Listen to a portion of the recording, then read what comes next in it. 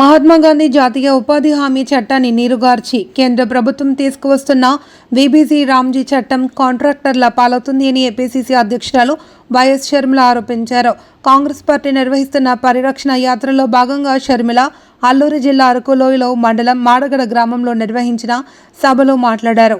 VBG Ramji చట్టం అమలులో గ్రామాల ప్రమేయం ఉంది అని ఆమె ఆరోపించారు. కొత్త చట్టం ప్రకారం రాష్ట్రాలు 40% నిధులు భరించాలి అని, కానీ ఆ స్థాయిలో రాష్ట్రాలు లేవు అని, పాత చట్టం కొనసాగించాలి అని ఆమె డిమాండ్ చేశారు. ఈ కార్యక్రమంలో ఏపీ కాంగ్రెస్ రాష్ట్ర ప్రధాన కార్యదర్శి పాచిపెంట శాంతికుమారి, పార్వతీపురం మన్యం జిల్లా SC ST joint committee member Battina Mohan Rao, Alluri జిల్లా అధ్యక్షులు సదకా బుల్లిబాబు, అరకు నియోజకవర్గ in charge Shetty Gangadhara Swamy, PCC delegate member Pachipenta Chinnaswamy, నాయకులు తెలగంజి సోమేశ్వరరావులు పాల్గొన్నారు.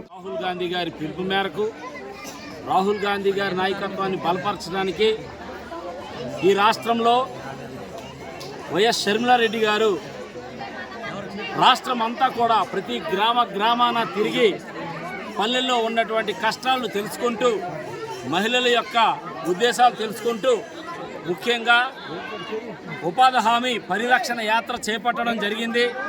అనంతపురం నుంచి ఈరోజు శ్రీకాకుళం, పార్వతీపురం, మన్యం, అరకు, విశాఖపట్నం వరకు కూడా యాత్ర చేపట్టడం జరిగింది. ఈ యాత్రలో చాలామంది పేదలు మరి షర్మిలమ్మ గారికి ఫిర్యాదులు చేశారు.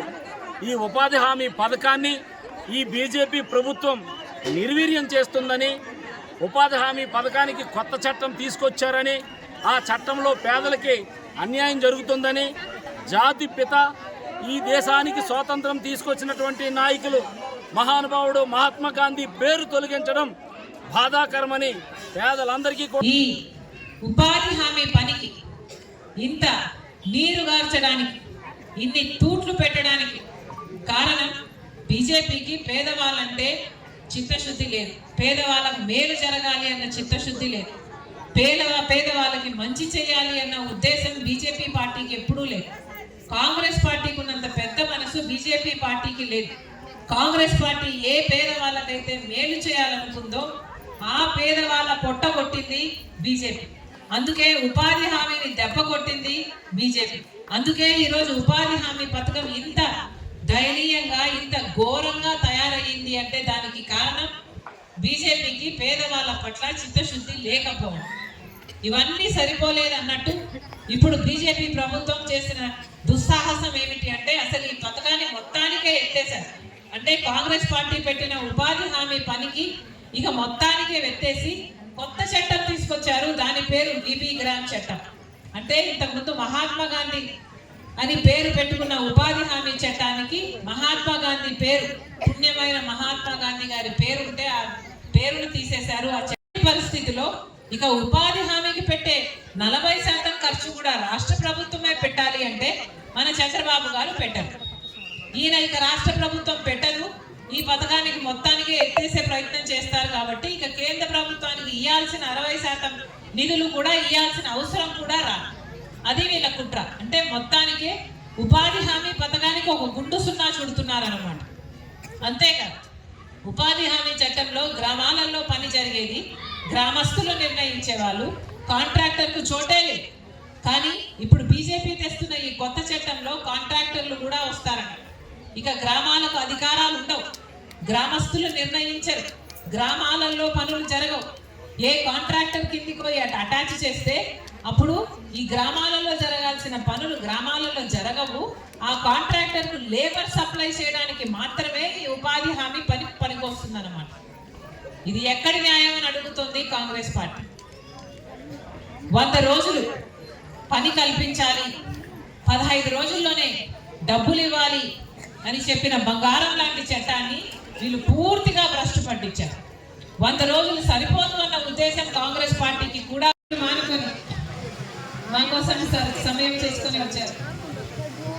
ప్రతి అక్కకు, ప్రతి చెల్లికి, ప్రతి అన్నకు, ప్రతి తమ్ముడికి మీ రాజశేఖర రెడ్డి బిడ్డ శిరస్సు వచ్చి చేతులు జోడించి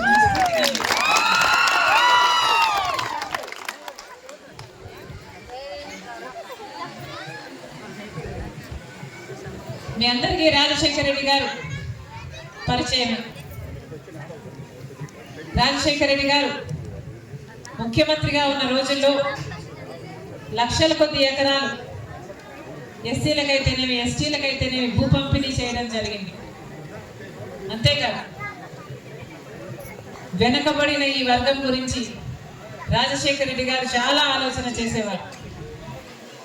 ఇలాంటి వాళ్ళ కోసమే ఆరోగ్యశ్రీ, ఫీజు రీయింబర్స్మెంట్, ఇందిరమ్మ ఇల్లు లాంటి పథకాలు రూపొందించారు అంటే దానికి కారణం వెనుకబడిన ఈ ప్రజల కోసమే.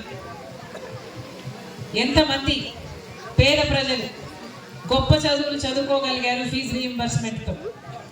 ఎంతమంది పేదవాళ్ళు ఆరోగ్యశ్రీ ద్వారా పెద్ద పెద్ద ఆపరేషన్ కార్పొరేట్ హాస్పిటల్ ఉచితంగానే రూపాయి ఖర్చు లేకుండా వైద్యం చేయించుకోగలిగారు. అలాగే ఇందిరమ్మ ఇల్లు లేక రోడ్లు లేక ఏదైనా ఆలోచన చేసిన నాయకుడు ఎవరైనా ఉన్నారు అంటే ఒక రాజశేఖర రెడ్డి గారు. ఆ రోజుల్లోనే కాంగ్రెస్ పార్టీ రాష్ట్రంలో అధికారంలో ఉంది. రాజశేఖర రెడ్డి గారు ముఖ్యమంత్రిగా ఉన్నారు. కేంద్రంలో కాంగ్రెస్ పార్టీ ప్రధానమంత్రిగా మన్మోహన్ సింగ్ గారు ఉన్నారు. ఆ రోజుల్లోనే రూపొందించిన పథకమే ఈ మహాత్మా గాంధీ గ్రామీణ ఉపాధి హామీ పథకం. అంటే కరువు పని. అదేనా మీరు అనేది? కరువు పని అయినా? కరువు పని. ఈ కరువు పని కాంగ్రెస్ పార్టీ తెచ్చిన పథకం.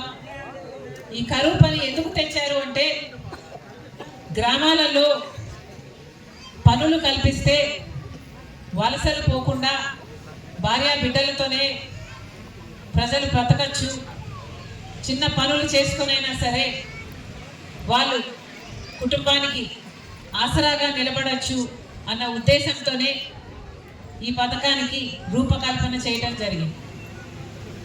ఎంతమంది పేదవాళ్ళు గ్రామాలలో, వెనుకబడిన గ్రామాలలో కూడా ప్రభుత్వం చేసిన ఈ చట్టంతో పనులు కల్పించేవాళ్ళు. అంటే గ్రామాలలో రోడ్ వేసుకోవాలన్నా, లేక పూడికలు తీయాలన్నా, లేక ఒక బావి తోయాలన్నా, లేక గ్రామాలలో ఏ పని అవసరము అని గ్రామస్తులు నిర్ణయిస్తే ఆ గ్రామాలలో ఆ పనులు చేయడానికి ఉపాధి హామీ పథకాన్ని వాడుకొని తద్వారా ఉపాధి కల్పిస్తూ ఆ గ్రామస్తులకి వాళ్ళ చేతుల్లో కొన్ని డబ్బులు పెడుతూ వాళ్ళకి కూడా వాళ్ళ కుటుంబాలకి కూడా ఆసరాగా నిలబడిన పథకము ఈ ఉపాధి హామీ పథకం. రాజశేఖర రెడ్డి గారు ఉండగా ముఖ్యమంత్రిగా, కాంగ్రెస్ పార్టీ అధికారంలో ఉండగా ఈ పథకం ఎంత బాగా జరిగింది అంటే ఆ రోజుల్లో రాజశేఖర రెడ్డి గారు ఈ పథకం నడిపినప్పుడు ఈ పథకానికి వచ్చే వాళ్ళకు ఆటో